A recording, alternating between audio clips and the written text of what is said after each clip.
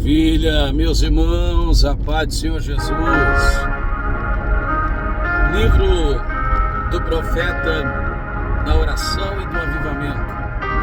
Livro do profeta Abacuque, capítulo de número 2. Monólogo poético do profeta Abacuque, capítulo 2, versículo de número 2. Você, como sabedor das Escrituras, ou talvez principiante desta, então ouça essa informação. O livro do profeta Abacuque divide-se em 3 capítulos. Capítulo 1, ele vai diagnosticar. Capítulo 2, ele vai se posicionar, remediar, para no capítulo 3, então ele adorar a Deus pela cura que recebera. Então a gente não pode parar apenas no capítulo de número 1.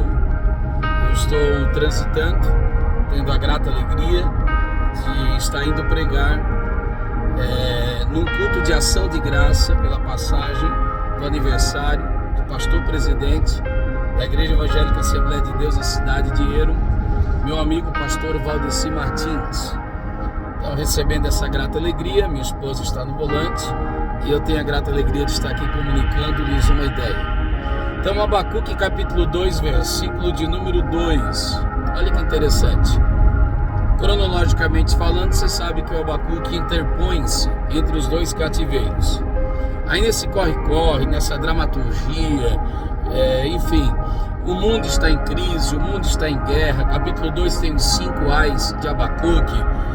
E a crise é pessoal, capítulo 1, versículo 1, a crise é nacional, capítulo 1, verso 2 a seguir, a crise é internacional, a guerra de Carquemes, Nabopolassar, os caldeus, Abacuque 6. No meio de todo esse corre-corre, olha o que Deus diz ao profeta, capítulo 2, verso 2.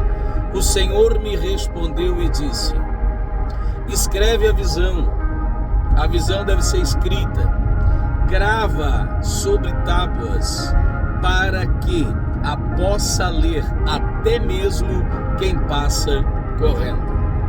Então Deus é um Deus tão maravilhoso que Ele tem mensagem até para quem passa correndo. Primeiro outdoor da história da humanidade está na Bíblia, Abacuque 2 e 2. Acredite, Deus sabe como nos parar na correria da vida. Você tem corrido bastante? Eu tenho corrido bastante. A vida exige muito da gente. Quem quer viver acima da mediocridade? Um dos lemas de minha existência é essa: otimizando o tempo. Quem quer ser um obreiro proativo, quem quer cuidar da melhor maneira possível dos seus compromissos e dos seus, precisa correr. E Deus é tão Deus que Ele tem mensagem até mesmo para quem passa correndo. No Salmo 23, no verso 2, diz que Ele guia-me a águas tranquilas. Guia-me é guiar, Guiar é um verbo de alguém que está movimentando-se. É um verbo dinâmico, é um verbo em movimento. Então Ele não para-me a fim de acalmar-me. Ele continua guiando-me, mas em águas tranquilas. Então Ele sabe que na qualidade de ovelha que sou, eu sou um animal lento, porque a ovelha não é um animal veloz, não é uma lebre, por exemplo, ou um veado, não é uma corça, não é um animal veloz. Então Ele sabe a lentidão. Ele não pede-me que eu voe se eu mal consigo andar. Ele não pega-me pela mão e diz: corre, corre, corre. Não. Ele conhece a fraqueza, a fragilidade, a lentidão. Ele sabe que eu preciso de seu auxílio. Ele sabe que eu preciso mover-me, porque a vida está vivendo em constante movimento. E para tanto, Ele deixa-me uma mensagem, até para quem passa correndo. Abacuque 2 e 2. Escreve em letras garrafais, letras grandes, uma espécie de outdoor, para que aqueles que correm, e correm muito, não fiquem sem mensagem. Porque correr sem mensagem é tipo um mensageiro que está lá no 2º livro de Samuel, capítulo de número 21. Corre bastante, mas não produz coisa alguma. Então, olha que interessante isso, né? Ativismo não é sinônimo de produtivismo. Então, correr muito não significa necessariamente correr certo. Não significa necessariamente que eu produzirei aquilo que as minhas pernas tentam alcançar com o correr das mesmas.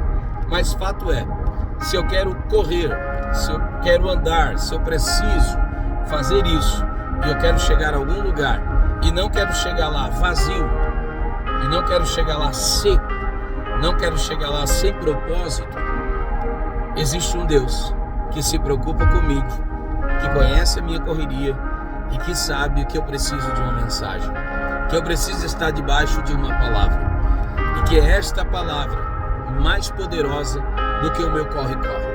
O meu corre-corre não produz quanto a sua palavra é capaz de produzir. Lembra do Elias? Saiu correndo, de repente se joga debaixo de um pé de zimbro e o anjo do Senhor vai lá e lhe dá uma mensagem, lhe dá uma palavra.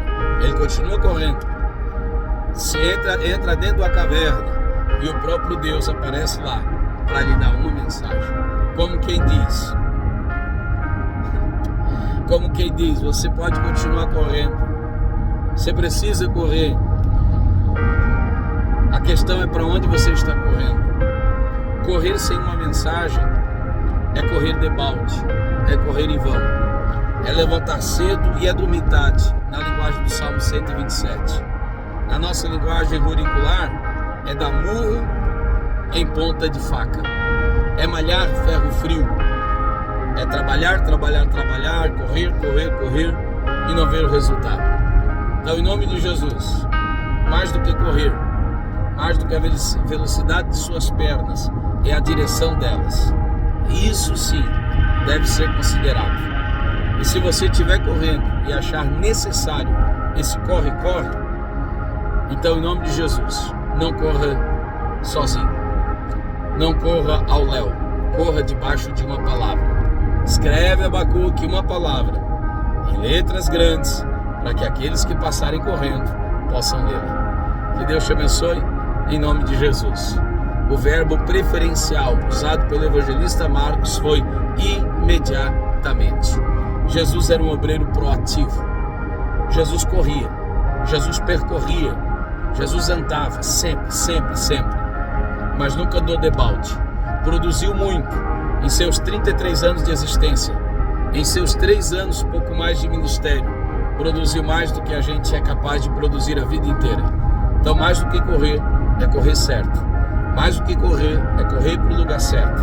É correr com a motivação certa, debaixo de uma palavra. Que Deus te abençoe, em nome de Jesus. Levanta, come e anda, disse o anjo Elias. Porque é muito longa ainda é a tua caminhada. Que Deus te abençoe, em nome de Jesus. Amém.